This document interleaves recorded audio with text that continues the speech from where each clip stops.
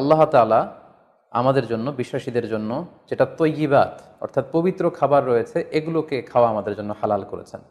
আর যত খাবাইস বা অপবিত্র নোংরা খাবার রয়েছে সেগুলো তিনি আমাদের জন্য হারাম করেছেন। সূরাতুল বাকারার 172 নম্বর আয়াতে আল্লাহ তাআলা ইরশাদ করছেন, ইয়া আইয়ুহাল্লাযীনা আমানু কুলু মিন তাইয়্যিবাতি মা রাযাকনাকুম ওয়াশকুরু লিল্লাহি ইন কুনতুম ইয়্যাহু তা'বুদুন।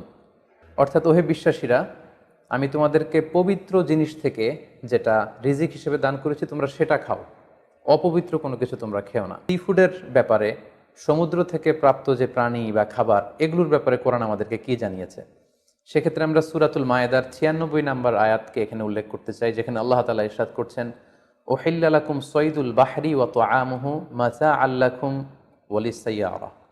অর্থাৎ তোমাদের জন্য সাগরের শিকারকে হালাল করা হয়েছে। সাগর থেকে আমরা মাছ বা অন্যান্য যে কোনো জিনিসই শিকার করি না কেন সেটা খাওয়া, কনজিউম করা, সেটা আমাদের জন্য হালাল। পাশাপাশি সাগরে মৃত যা পাওয়া যায় এটাও আমাদের জন্য হালাল।